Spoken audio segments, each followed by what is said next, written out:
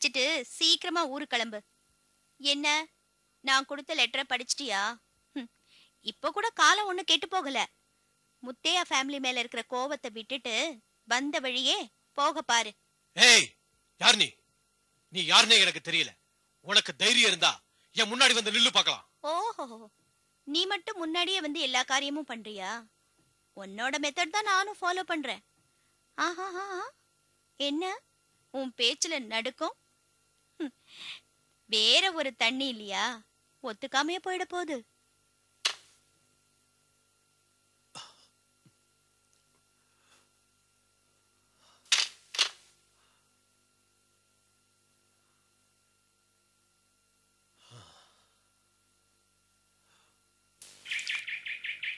என்ன பிரேம்ஜி, சௌக்கியமா? சௌந்தர்யா, அப்பப்போ உன்னை பார்த்து பேசினாதான் எனக்கு மென்டல் டென்ஷன் குறையுது. ஆமாமா, மென்டல கட்டிக்க முடியாது இல்லையா? குறையட்டும் குறையட்டும்.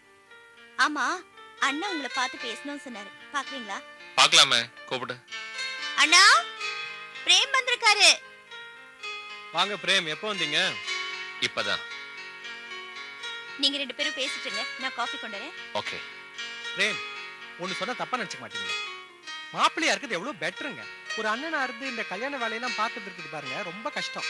கல்யாண மண்டபத்துக்கு போனா அவன் கொடுக்குற தேதிக்கு கல்யாணத்தை தள்ளி போட்டே போக வேண்டியிருக்கு. ஐயர்கிட்ட போனா காய்ச்சிட்டு இல்லைங்கிறாரு. இந்த சமயக்காரன் பயங்கர ஜவ்வுங்க. ஆனா இந்த நகைக்கடையிலும் புடவை கடையிலும் எவ்வளவு கூட்டம் இருந்தாலும் சரி, பணத்தை கொடுத்தா உடனே எடுத்து கொடுத்துறானுங்க. நீங்க ரொம்ப ஜாலியா பேசுறீங்க. நான் பட்ட கஷ்டத்தை சொன்னா உங்களுக்கு ஜாலியா இருக்குதா? எடுத்துக்கோங்க. தேங்க்யூ. அம்மா நீ இருமா, நீ இருக்கச்சே மாப்பிள்ளைகிட்ட சொல்ல வேண்டியதெல்லாம் சொல்லிடுறேன். பிரேம், பணக்கார வீட்டுல பொண்ணா பிறந்தாலும் ஏழை வீட்டுல பொண்ணா பிறந்தாலும் பாசங்கிறது ஒண்ணுதான். நான் என் கதையில வர கேரக்டருங்க பிரிஞ்சு போனாலே தாங்கிக்க முடியாதவன். இவன் என் தங்கச்சி, அதுவும் அப்பா அம்மா இல்லாத குறை தெரியாம ரொம்ப செல்லமா வளர்த்துட்டேன். இவோ கோர்ட்ல படபடன்னு பேசுவா வக்கீலா, ஆனா உள்ளத்துல குழந்தை. குழந்தைன்ட்டு வீட்லயே வச்சுக்க முடியும்? காலங்காலத்துல கல்யாணம் பண்ணி கொடுக்க வேண்டிய கடமை இல்லையா? உண்மையில இவ உங்க வீட்டுக்கு வந்துட்டா எங்க வீட்டுல வெளிச்சம் கம்மியாயிடும். ஆனா என்னைக்கா இருந்தாலும் இன்னொரு வீட்டுக்கு போக வேண்டிய தீபம் என்ன காத்துல படபடன்னு அடிச்சுக்கும். என்ன இல்லாம அப்பப்போ சொன்னீங்க. நீங்க தான் பார்த்து அனுசரிச்சு நடந்துக்கணும். இத பாருங்க விஸ்வநாதன், தங்கச்சி பாசம்னா என்னன்னு தெரியாதவன் இல்ல.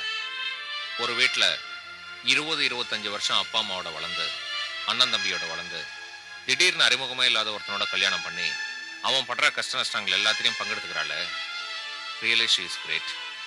அது ஒரு வீட்டில் இருக்கிற செடியை கொண்டு போய் இன்னொரு தோட்டத்தில் நடுற மாதிரி. அவங்கள பாராட்ட வேண்டாம், மதிச்சா போதும். சௌந்தர்யாவை நான் நல்லபடியாக வாழ வைப்பேன். உங்க நம்பிக்கையை நான் நிச்சயமா நிறைவேற்றுவேன் சார். ரொம்ப தேங்க்ஸ் பிரேம். இப்பதான் என் மனசுக்கு நிம்மதியா இருக்கு. நீங்க பேசிட்டு இருங்க. ஓகே.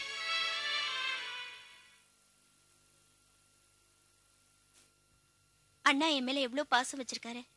நான் கொடுத்து வச்சவங்க. இத பாரு சௌந்தர்யா, அண்ணன் தங்கச்சிங்க சண்டை போட்டுப்பாங்கன்னு சொல்லுவாங்க. பட் அவங்க மனசுல நிஜமாவே பாசம் இருக்கும். காஃபி ஆறி போச்சு, வேற கொண்டு வரவா? வேண்டாமா, ஐஸ் காஃபின்னு இதே குடிச்சிடுறேன். பரவாயில்லையே, சிக்கனமான கணவர் தான். இத பாரு சௌந்தர்யா, அப்பா முதல்ல மாதிரியெல்லாம் இல்ல, எதையோ பறிகொடுத்த மாதிரியே இருக்காரு. என்னன்னு கேட்டா ஒன்னும் இல்லைன்னு சொல்றாரு. மனசு பூரா கவலைன்னு அவர் முகமே சொல்லுது. இவன் எப்படி தான் தங்கச்சி கல்யாணத்தை பண்ண போறான்ற கவலை அவர் மனசுல இருக்குன்னு நினைக்கிறேன். ஆபீஸ்ல லோன் அப்ளை பண்ணியிருக்கேன், நிச்சயமா சாங்ஷன் ஆயிடும். அப்புறம் பண பிரச்சனை இருக்காது. இவ்வளவு பண்ணியும் அர்ச்சனாக்கு ஒரு நல்ல மாப்பிள்ளை கிடைக்கலன்ற கவலை தான் இருக்கு. இந்த பிரச்சனையை நாம தான் பாத்துக்கணும். சீக்கிரமா ஒரு மாப்பிள்ளையை தேடணும்.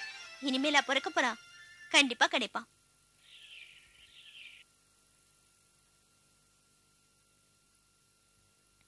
வெளியில கிளம்பிட்டீங்க போல இருக்கு. என்ன மகா, ஏதாவது சொல்லணுமா? இல்ல உங்களுக்கு நேரம் இருக்குமா? நான் ஒரு ரிட்டையர்ட் டீச்சர், என்கிட்ட கேக்குற கேள்வியாது நிறைய நேரம் இருக்கு, கேளு. இல்ல என் மனசுல படுது, அது சரியா தப்பான்னு தெரியல. உன் மனசுல பட்டுருச்சுல்ல, அப்ப சரியா கரெக்டா தான் இருக்கும். நம்ம அர்ச்சனா, அவளுக்கு என்ன? அவளுக்கு ஒண்ணு இல்லைங்க. அவளுக்கு உங்ககிட்ட இருக்கிற பயத்திலையும் மரியாதையிலும் அவ கல்யாண விஷயமா உங்ககிட்ட பேசுறதுக்கு பதிலா என்கிட்ட சுத்தி வளைச்சு பேசுறா. மகா, அதோட ஆரம்பம் உனக்கு புரியலையா? எனக்கு புரியுதுங்க. ஆனா உங்ககிட்ட சொன்னா நீங்க என்ன சொல்வீங்களோன்னு.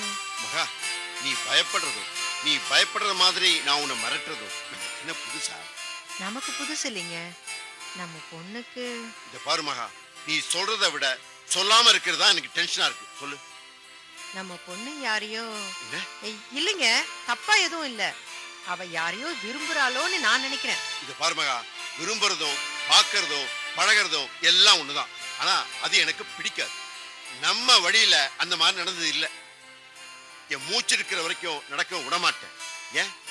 நம்மால தேட முடியாதுன்னு அவளே ஒருத்தனை தேடிக்கிட்டாளா? நாம பார்த்த பையன் இல்லாம இது சரியில்லை அது சரியில்லைன்னு தள்ளுபடி பண்ணிட்டாளே.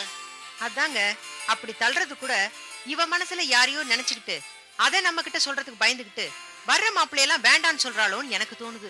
பயப்படுறவ சொல்லக்கூடாது. காரியத்துல இறங்குறதுக்கு முன்னால பயந்துருக்கணும். நீ 1000 சொல்லு, என்னால ஏத்துக்க முடியாது.